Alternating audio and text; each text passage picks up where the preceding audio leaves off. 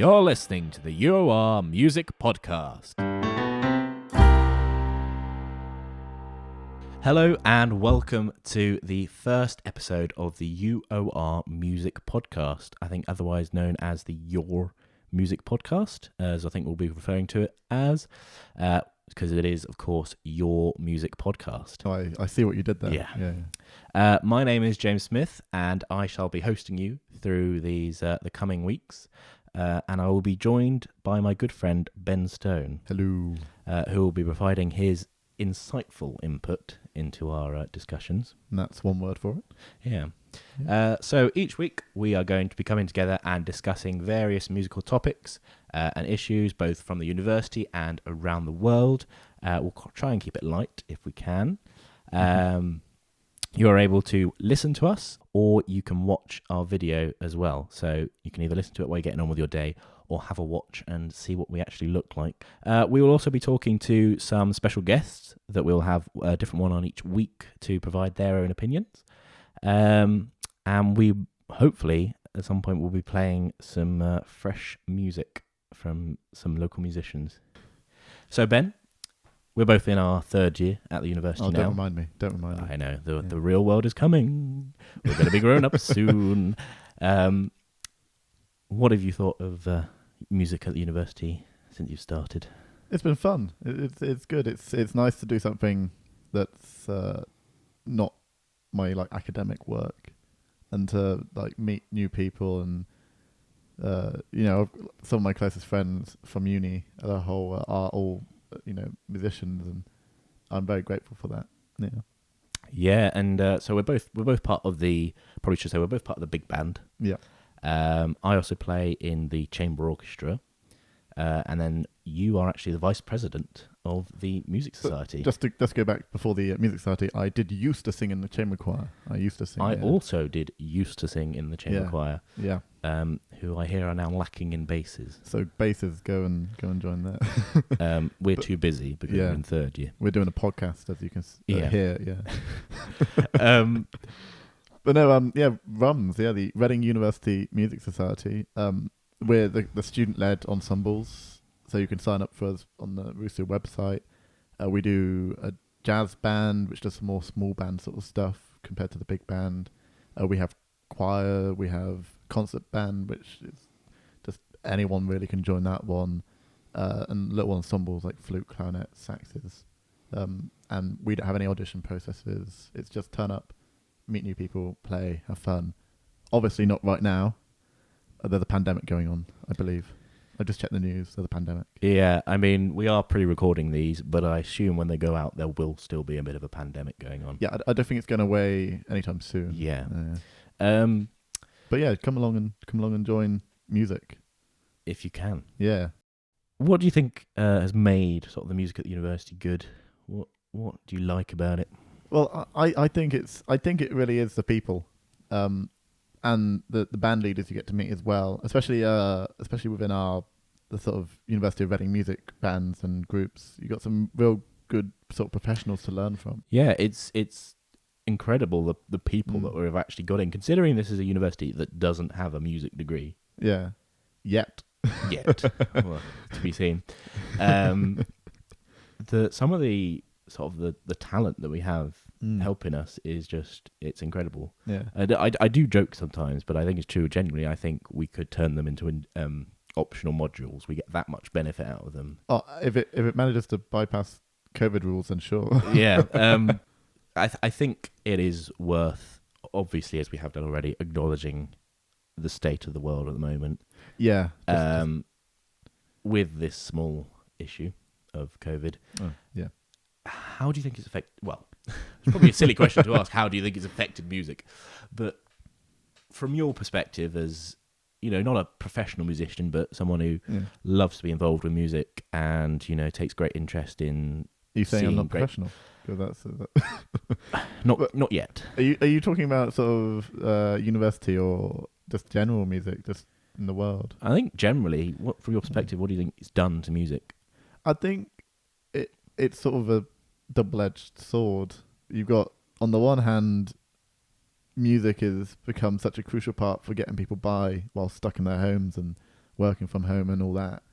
But on the other end, you've then got the arts industry sort of having to shut down and musicians not being able to perform for public sort of health. And it is sad to sort of be not performing right now. I mean, we've been very lucky. We've had, in the slight break before lockdown 2, we managed to have some socially distanced performances put on campus, which were great. It was really good to have the chance to do that. When you agree that performance is key. That is why we do music, really. I mean, some people love music for the sake of listening to music or playing in their own pleasure, but us personally, I think we do it for the performance and for that feeling you get when you're on stage, which just doesn't compare. We're very egotistical. We are very egotistical, and we love the sound of our own voices, but more than that, we love the sound of a crowd cheering us. Yeah. Well, it's I mean, if you look at it from another point of view where we don't look so self-centered, having the crowd sort of excited and cheering is what music's for, really. It's to get people engaged and to have people enjoying themselves. And absolutely. And knowing that you can give this sort of gift to them in a way. Not to say that everything we produce is always a gift, but certainly it feels like, when you see people enjoying themselves, especially back in times when people could be up and dancing and have a little boogie, you see them really kind of getting into the groove. I think, especially when you're introducing people to a different kind of music. So we do a lot of jazz. Yeah. And that isn't necessarily everyone's cup of tea. So they're not necessarily listening to jazz. I don't know why they're not listening to jazz. It's delightful. And they're not going, they're not choosing to listen to jazz. They're not choosing to go to jazz gigs normally. And so they get to come and hear a big band or a small jazz ensemble, and suddenly they've been introduced to this whole new world of music, and maybe they'll go away and not listen to it again. But in that moment, they're kind of just taking all that in. And I think that's really, really lovely that we can give that to them. It's a very philosophical point of view, though, yeah. There's only so much that you can do virtually. You could record some songs. You could talk about music and listen to music. But, you mean what we're doing right now? Or you can, have a podcast. But listening to recording is great, but it just doesn't compare. Yeah. Without getting too political, what do you think is going to happen to the arts? I mean, I'm the last person to know. I mean, I really hope that after the pandemic and after we can all sort of go back to some sense of normalcy, I really hope that the public have an urge to go and see these shows and to see musicians and all other areas of the arts. But this is a music podcast, so specifically musicians. I really hope people have an urge to do that, because there's only so much, you could put money into it and all that, but without the people going back to it. So once, things can open, if it's done safely, and once COVID's gone away and is now like a bookmark in a history textbook, the public are really who are going to be the ones to save the industry. And I'm just trying to think in my head, I don't think there has been a moment, certainly in modern history, since sort of music as we know it today has been around, that it's faced such a crisis. But it's also, it's strange because you look at it from different levels. It's like that the sort of well-known pop artists can get on those socially distanced TV shows and they're doing fine because they've built up enough money and record sales, and they've probably got a recording studio in their house. But then it's a up and comers, the starters really, and sort of the ones who aren't as big performing, who need the space on the stages to perform. Yeah, I'd go as far as say I think it is there's this sort of middle group who are the real ones that are being left behind, because I'd say if we kind of stack it into 3 tiers, not that we want more tiers, but anyway, if we stack it into 3 tiers, we're kind of in this bottom tier of amateur musicians. We do it for the love of it. For the love of the music, we don't rely. Again, on it. I can't believe you're not calling me professional here. Well, we don't rely on it to live on, do we? Yet. And so, yes, it's a shame we're taking a break from it, but we're not going to lose our livelihood from that. Yeah, we'll be okay, and we'll come back to it when we come back to it. And then you've got like you said, the top level, the top tier of superstars who got their record deals and their TV deals and. They've got enough. They're all right. it's this middle tier, which is a very broad tier, granted, but it's this middle tier of people who they do rely on music for their livelihood, people like session musicians or composers or, up-and-coming singer-songwriters, anyone along those lines who aren't necessarily household names yet. And so they're not necessarily going to get these gigs in lockdown, and that's where they're going to lose out the most, because they need it to live, but it's just not there. Yeah.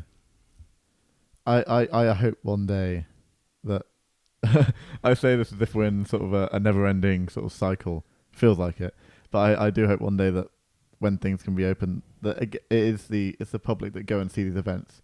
Like, they have the option of maybe a bigger name, but if there's a local event going on, it means so much for the musicians for them to go and support them. It really does. Yeah, no, it's seeing those flyers around town for I don't know, a band playing a gig in the back of a pub, or I don't know, maybe a small vocal group singing in a church.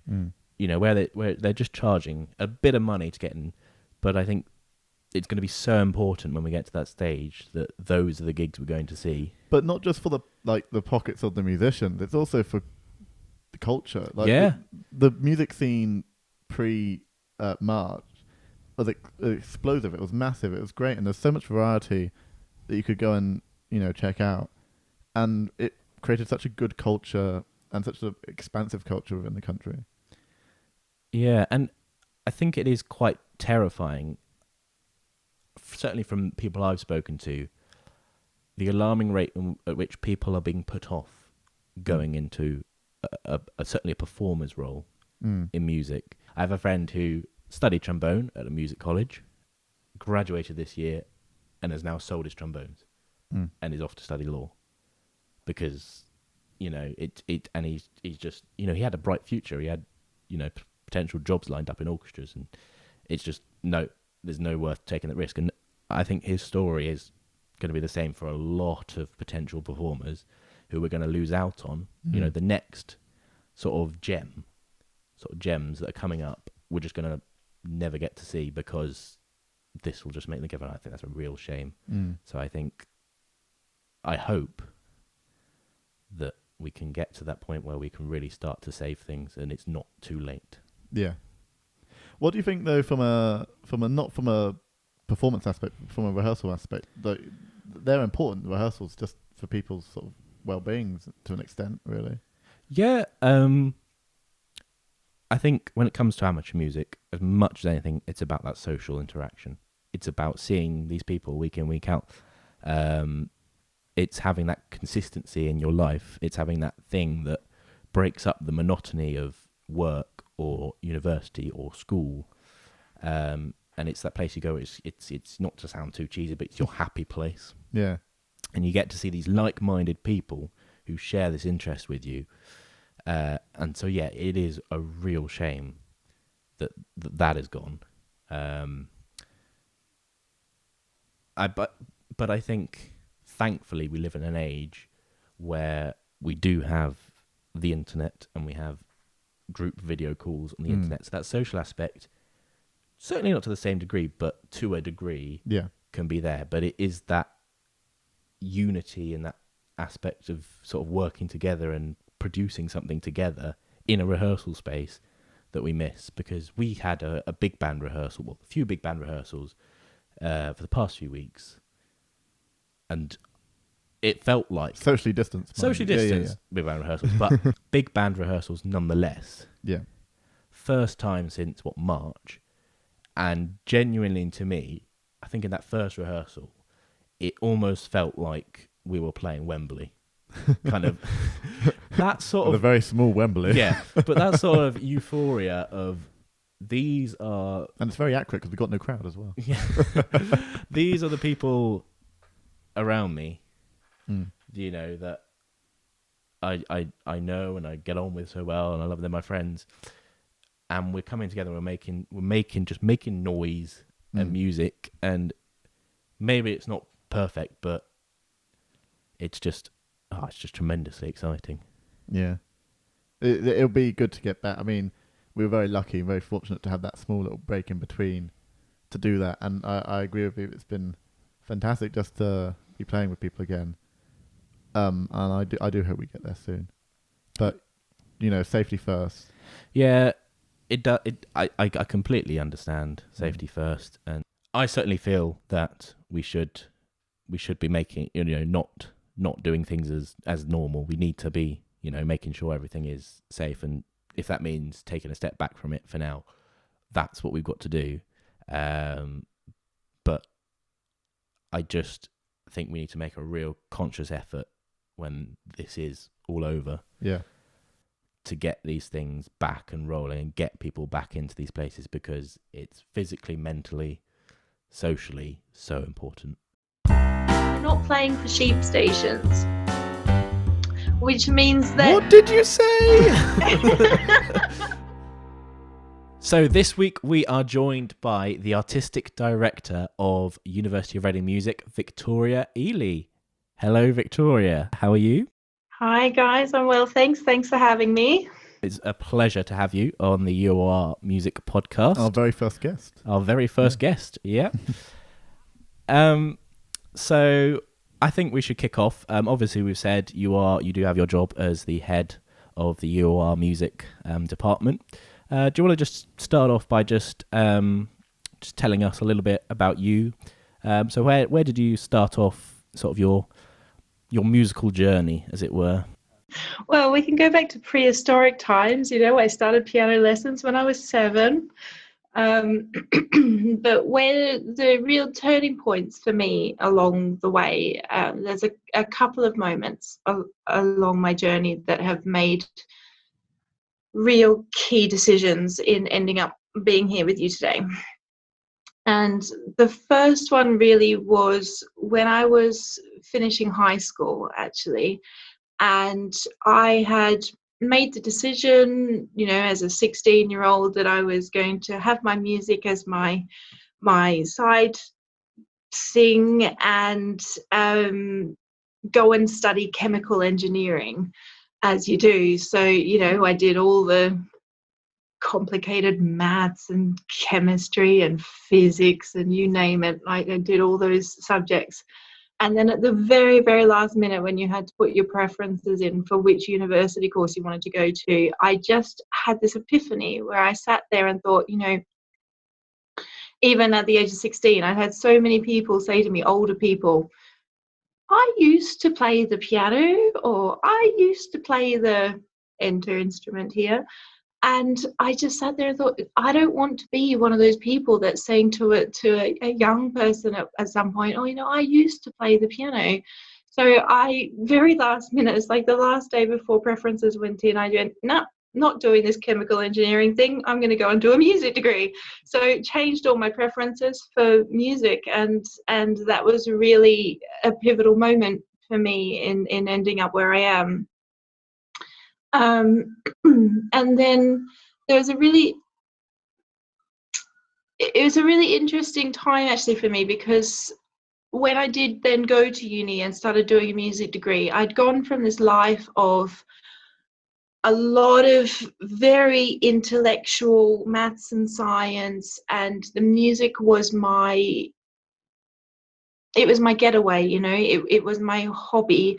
At the time, I'd been teaching piano for a couple of years as well already, and working on the side as an accompanist.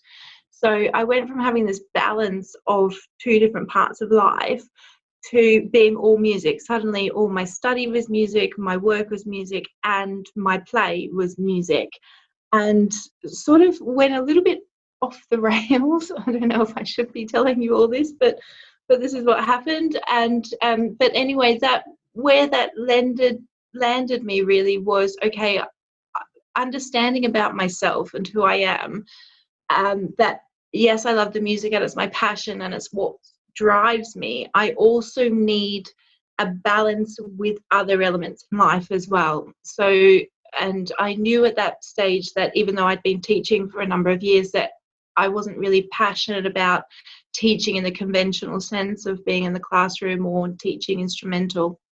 So I needed to find something else to provide that balance. And that's where I ended up actually deciding that I would go and also get a business degree to complement the music studies that I was doing. And of course, in Australia, there's a slightly different setup with degrees and such, that we have a double degree in Australia. So you can concurrently study 2 different degrees. And so I made that change after 2 years of struggling through, of going, why am I not satisfied? My whole life is music. And figured it out. And so then when I did the business degree, and again, that was a decision that has really shaped my whole career, actually. And the things which I've done, whilst, yes, if anyone asked me, I would say primarily I am a musician. That's what I do. The colours in my career have been very different to what a lot of other musicians do because of that decision to take the business degree. So I've worked a lot in arts management. I've worked for, like, say, professional orchestras that do like the operas and ballets and things like that. I've done some really interesting things, actually, as a result, and I won't bore you with all the details. I just sort of had I guess you could say, a little hissy fit of, no, I'm not going to go and be an engineer. We're going to be a musician. I think my mum, like, sort of, her heart skipped a beat and went, oh no, my daughter's going to lead herself into some sort of dead-end career. And then taking the business degree. So all of that kind of led me towards where I am at the moment, doing, obviously, being equipped from both a business point of view and a practical music point of view to be able to lead a music department such as we have at the university. And when I'm not at the university, I'm doing things like, I work at the Said Business School at Oxford University, running leadership programs for corporate executives.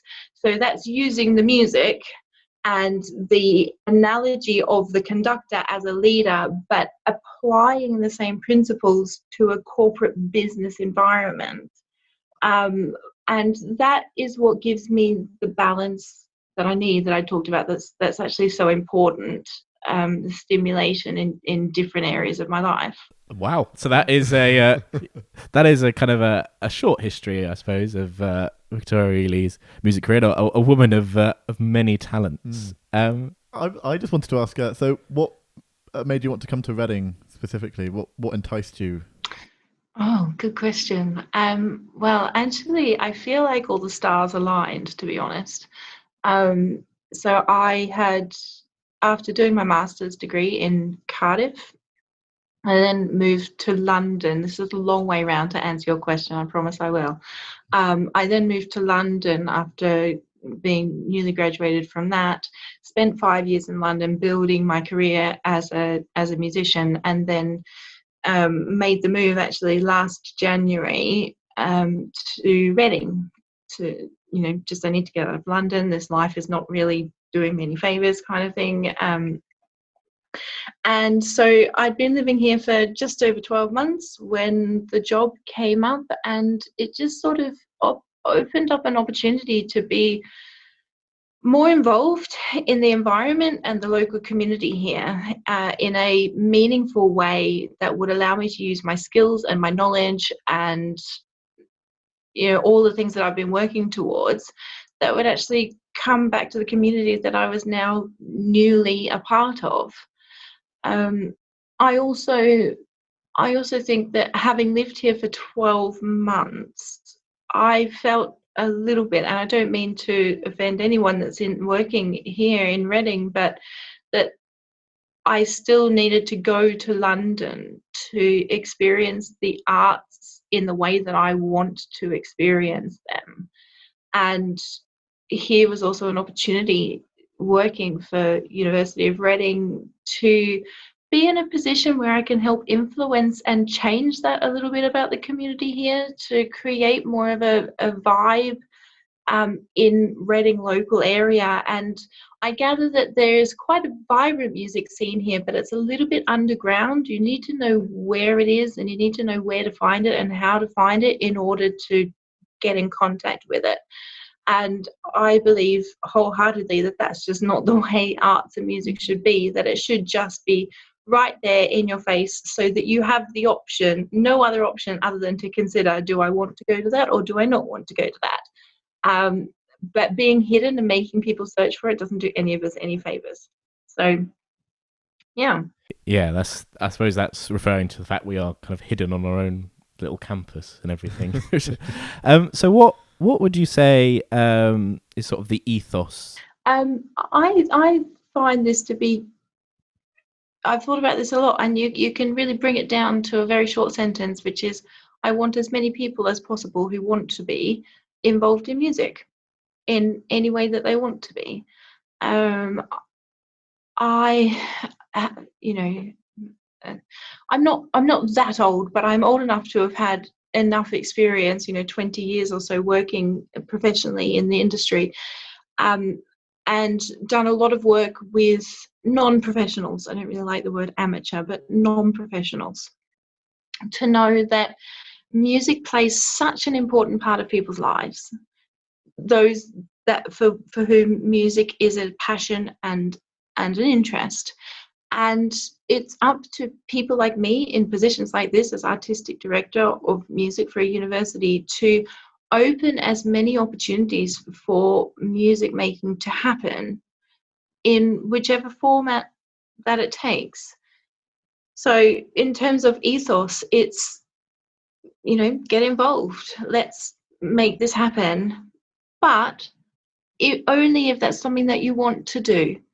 I also have been around long enough to know that, and I kind of categorize it in two ways. There are two kinds of people in this world who will say to you, oh, I don't like music, or I don't like to sing, or something like that. And there's the category of people that have at some point in their life been put down and told that they don't have enough talent or anything like that to do it. And so that becomes a very personal, I don't think I'm good enough to do this.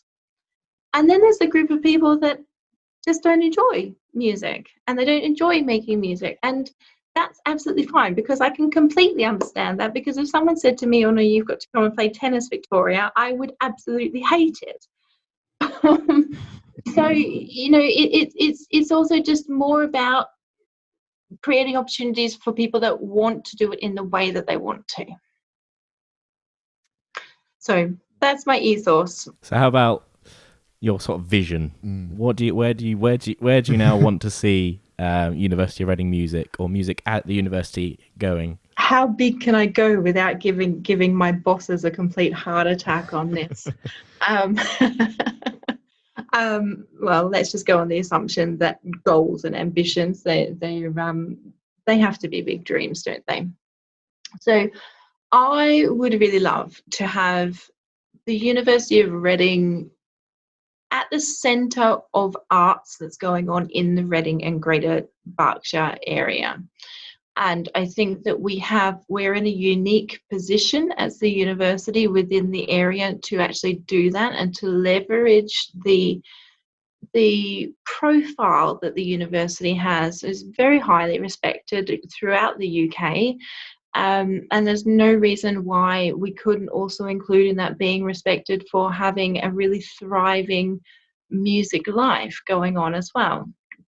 Part of that will include, things like, I'd love to start a festival which is based at the university, hosted by the university, but it includes all of the local arts organisations in some way or another, that we collaborate and work together on this and really put Reading on the map for a major music event which happens in the UK, in the same way as something like Llangollen, which happens in July every year, it's a part of the UK arts scene that everyone knows about. Otherwise, you would never heard of this little town in the north of Wales, other than the fact that it has this great music and arts festival.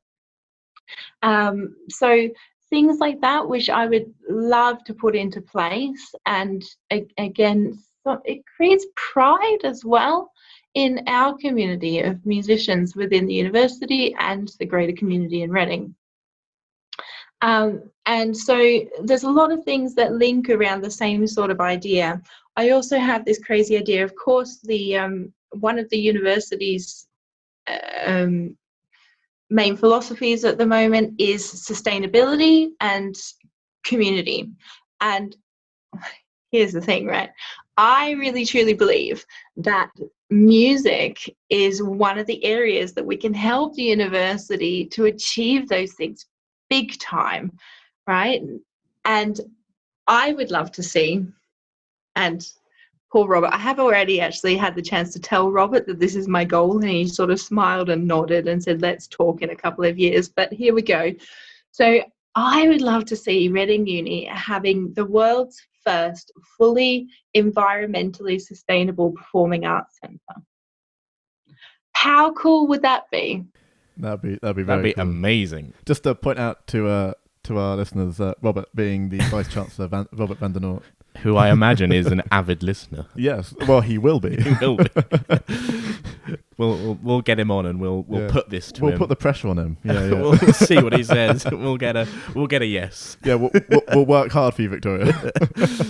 Ben and I discussed earlier in this about sort of what we felt the impact of COVID was, in the world of music as a whole. And we kind of came to an agreement that it was the middle. If you sort of split it into 3 layers, it was the middle layer. They're the ones I think that are the hardest hit by all of this, because, at the end of the day, we're not getting to do music, but that is a shame. But it's not our livelihood. We're okay. And people at the top, they still have their record deals. They still have their TV interviews, all that sort of thing. And to be honest, they've probably already got enough money. It's those people. It's a very broad thing in the middle, but it's those people in the middle. That's just sort of what we kind of discussed. What would you say your kind of view and the general impact it's had on the world of music? Yeah, well, you're not wrong. You're not wrong about that. And there are hundreds of thousands of musicians, and let's not mistake, the band of people you're talking about are professional musicians, but who, for whatever reason, and it might not necessarily be that they're not the best, it's just people take different paths in their careers. And someone like myself who has taken the conscious decision that I like to make music and bring music to non-professionals as part of my career, that band of people are quite severely impacted by this, absolutely. I know that everyone in the world, and it doesn't matter what your circumstances are, everybody has been hit by this in some way or another, whether it's financially or health-wise or mental health, which is a big issue that I think that is not really hitting the news and consideration in a way that it should be at the moment. I remember in March, the situation for me then, and this is before I got the job at the university, I had a 100% freelance portfolio of work, and within the space of 10 days, I went from having a full calendar for 2 years, because that's sort of the minimum that you sort of start to book things in advance as a freelancer, all just disappear out the window. And the impact that had, it went beyond just worrying about whether you can pay the rent and pay the bills. It also took away from speaking personally, my experience, it took away from my understanding of what it is that I do and who I am. Because what I do, it's a vocation. It's not a job. It's not a hobby. It's a vocation. So all of your heart and soul goes into it all the time, which is why I think that this is what I've raised this point about the mental health. There's not been enough looking after of that. People in the arts are historically, and have for centuries, always just been really good at finding ways around, being resourceful, and that's not going to work, we're going to try this, or there's a bit of a roadblock there, this is how we're going to get around it. And that's the quality of why the arts is important for society in a whole. but I mean, that's probably another whole podcast discussion right there. So traditionally, the arts is really good at that. So the financial thing, yes, it's hard, but I think the harder thing is the mental health.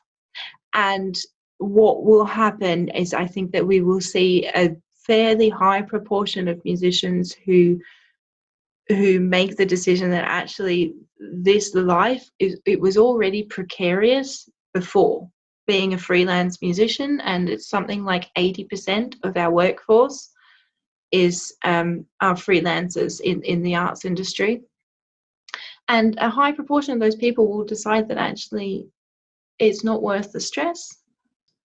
Really, the problem is that the risk is that musicians will change careers, or local musicians in the UK will go back home, and the ongoing impact on the arts industry might last for a lot longer than the actual pandemic, because it's a hard life being a freelance musician in itself without all of this.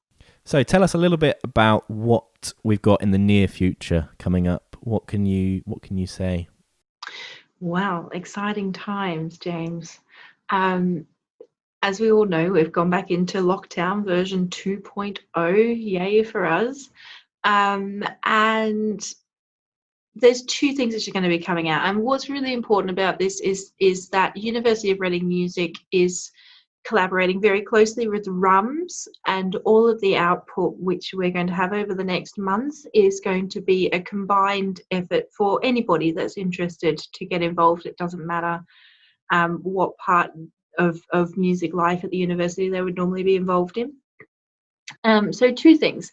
One is that there's going to be a curated program of online events, which I hope are interesting for people, which are going to include things like Day, who normally runs our big band, is going to be running some sessions on jazz history and talking about some of the interesting parts of where jazz has come from, how it's developed, looking at some past performances of some of the absolute classics and stars, and how you can learn about jazz style and playing from these kind of things. And we're going to do a session on vocal technique and sight reading skills, so developing those skills.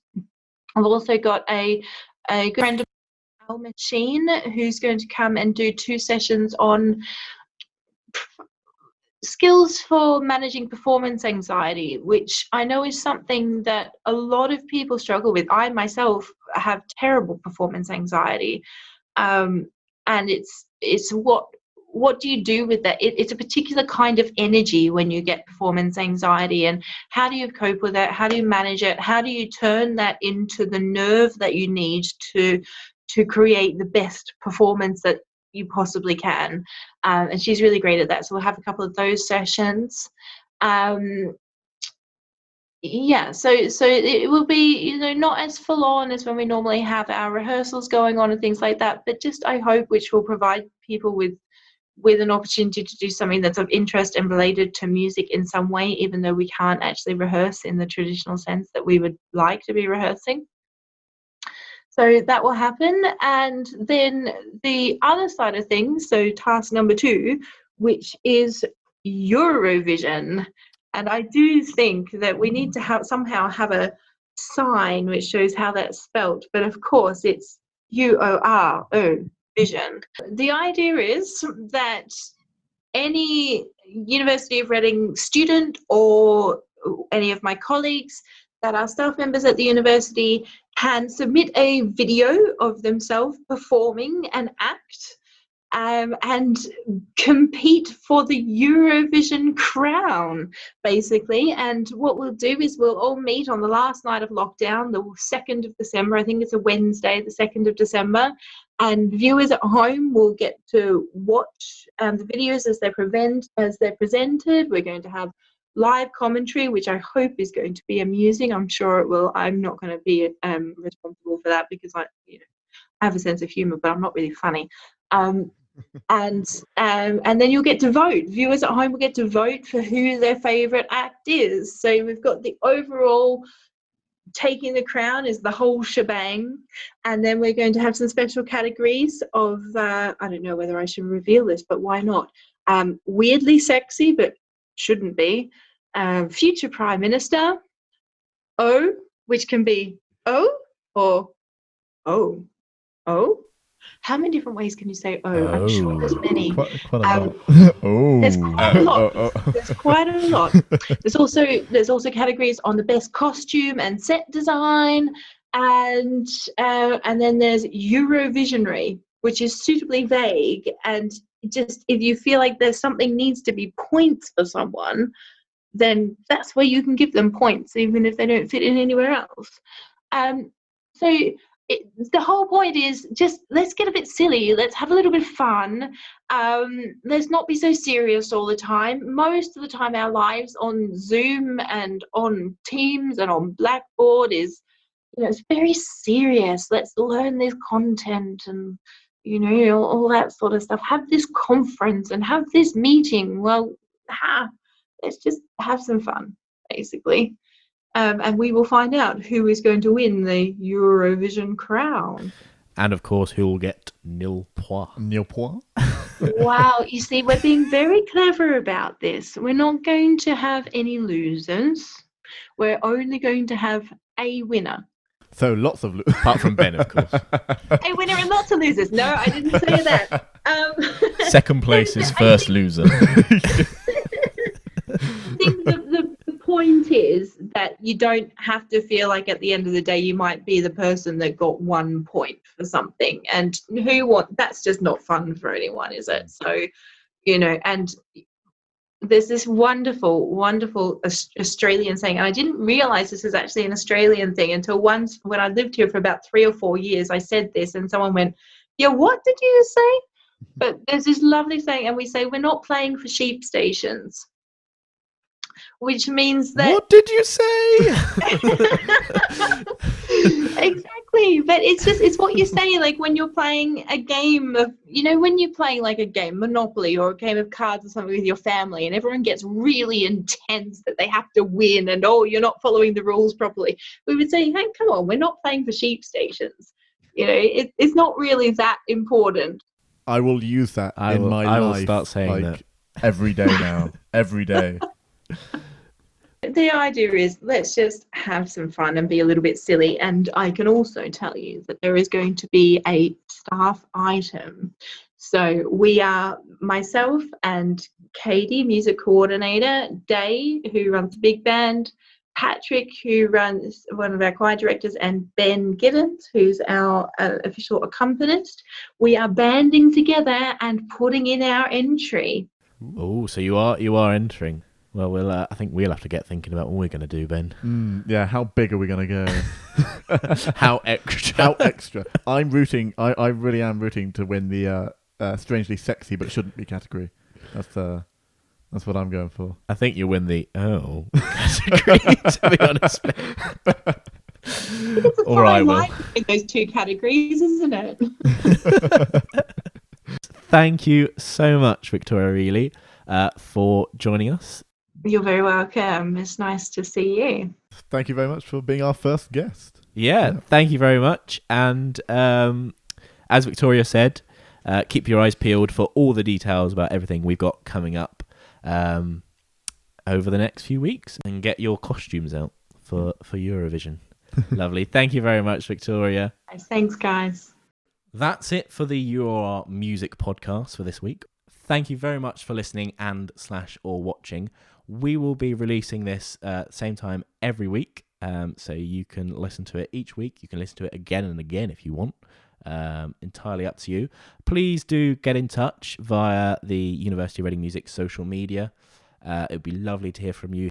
Otherwise, it's should we do a university challenge? It's goodbye from him. Hi, goodbye. No, I got it wrong. Bye. It's goodbye from me. I've been James Smith, and we will see you next week.